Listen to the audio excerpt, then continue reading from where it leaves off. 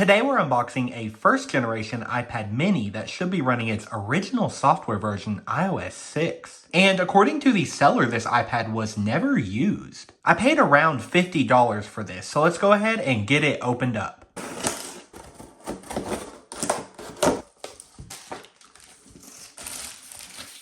And here we can see our iPad mini. It's in the black and slate color, which was pretty rare as Apple only produced this color for 1 year. And aside from fingerprints, it looks like it is in flawless condition. I don't see any wear at all around the corners, which is really nice because the slate color had a tendency to chip off. I'll get this powered up now, and we'll know right away if it's running iOS 6 by the Apple logo.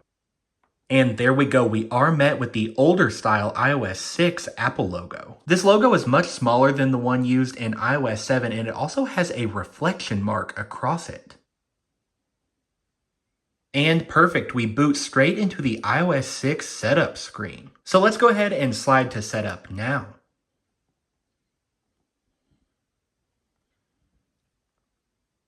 And perfect, here we are met with the iOS 6 home screen. Let's head into settings so we can see which version of iOS 6 we have. And wow, this is definitely a surprise. It turns out we have iOS 6.0.2 here. So that's a very early version of iOS 6, meaning this iPad was a very early model to be produced. We can also see that this is a 64GB storage configuration. And those are super rare, especially with the iPad mini model. Most of them are 16GB. So we'll take a second now to get this iPad cleaned up before we take a closer look at it. Okay, well I got the iPad mini all cleaned up and it's looking pretty much flawless. There really isn't any wear across the device, so I'm super happy about that. I connected this to my Mac and I found out that the battery health is right around 96% with only 3 cycles. So this iPad mini was announced in October 2012 and was available for purchase the following month in November. It was Apple's first iPad to be offered in a size smaller than 9.7 inches. And at the time, it was also the cheapest iPad model you could purchase. So while every previous iPad had that 9.7-inch display, this iPad mini had a 7.9-inch display. And the resolution here on the mini was 1024 by 768. It was actually the same exact resolution as the original iPad and the iPad 2. So it was pretty neat that Apple used that standard iPad resolution just in a smaller form factor. Of course, it meant that the mini here had a higher pixel density, so that was 163 pixels per inch, while the larger iPads with this same resolution had 132 pixels per inch. Although the display on this iPad was scaled down from a larger model, the design itself was all new. So you have more of a rounded corner design finished with a diamond chamfered edge. Bringing in the 4th generation iPad here that the iPad mini launched alongside, you can really see that design difference. I think the design of this iPad mini was much more comfortable to hold in the hand compared to the full-size 4th generation. The corners on this model had more of a tapered design that came to a point. And you can also see that the iPad mini design really reduced the size of the bezels. This newer iPad mini design would come to the full-size iPad just 1 year later in 2013 with the iPad Air. The iPad mini had stereo speakers as well as Apple's new at the time Lightning connector.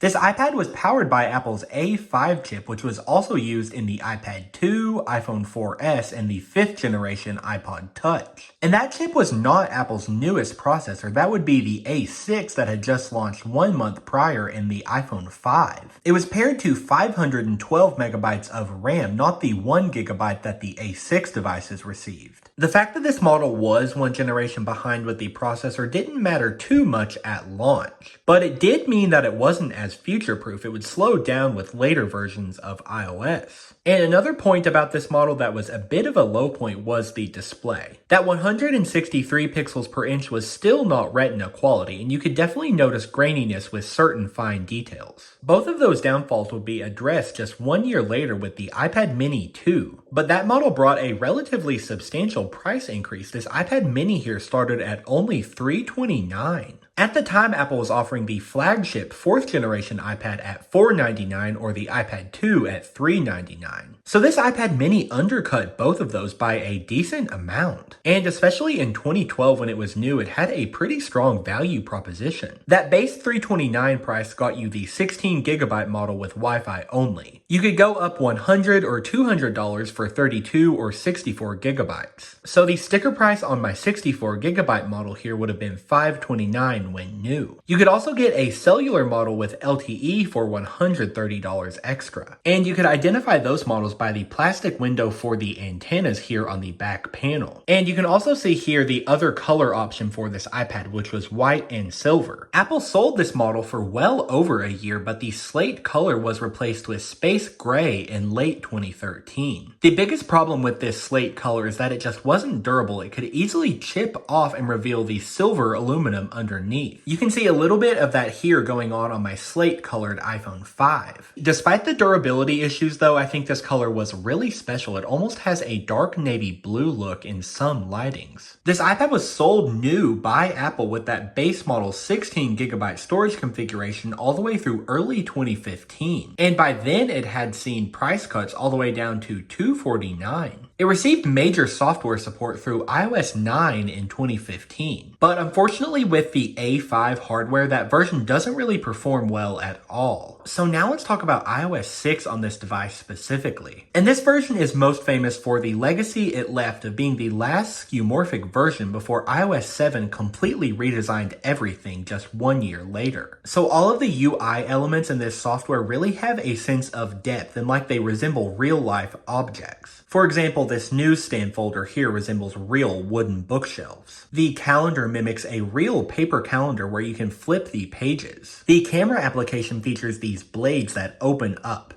And the photo booth has a red curtain that opens. The examples of that type of design really could go on forever with iOS 6. And it's just super nostalgic to take a look back on this Steve Jobs era of design. iOS 7 traded this design completely for a very flat and modern look. And something else I love to point out about this UI would be the sounds that it makes. So the lock sound, the unlock sound, the typing sound, and I think this one is my favorite, the charging sound.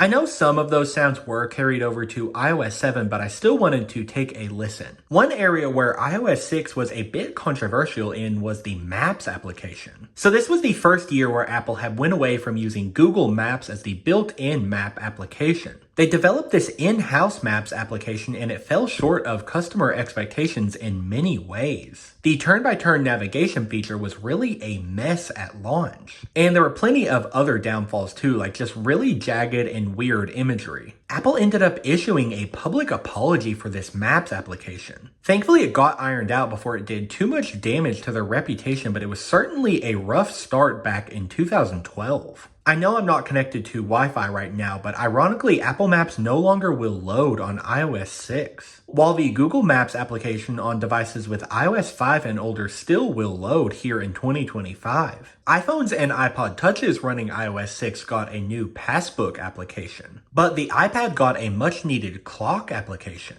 With iOS 5 and older, this was simply just not present on the iPad. There was also a new Do Not Disturb mode in iOS 6. And Siri gained some new functionality in this version. It could now relay sports information, and it could also give you information about movies and restaurants. It could also now launch applications for you, which was really neat. So let's try out Siri now. What were this week's MLB scores? There are 13 games for today. And there we go. It's pretty crazy, but Siri can still pull sports scores for you on iOS 6 in 2025. Launch the App Store. And there you can see its ability to launch applications. Unfortunately, the iOS 6 App Store is no longer functional. Another notable point about iOS 6 is that this version was the first to not include a built-in YouTube app. So you would now have to download a separate YouTube app from the App Store. Now let's take a look at the default wallpaper selection for this iPad. So you only have 23 options here with iOS 6. A lot of these are pretty basic. This is honestly not my favorite wallpaper selection. I think for the older skeuomorphic versions of iOS, my favorite wallpaper selection would be iOS 5. iOS 6 here for some reason removed some classic options like the globe image. This blue wave here of course was the default, but it's always bothered me that this image is actually quite blurry, and that's especially noticeable on an iPad. We do also find the default wallpaper for iOS 4 and 5 with these water droplets. I do think that this black stone image looks especially nice with this slate colored iPad mini. And I believe that pretty much concludes my look at this first generation iPad mini running iOS 6.0.2. I'm super thrilled to have a slate model in my collection that isn't super scratched up, as these are really hard to come by. And of course, the fact that this is a top-end storage configuration is really exciting. It's just too bad that the App Store no longer works on iOS 6. I know I could go with a jailbreak to get more apps loaded on here, but I just like to keep my devices running their original versions in a pure state, if that makes any sense. So leave me a comment below with your thoughts on this iPad. Thank you so much for watching, and I'll see you guys in the next one.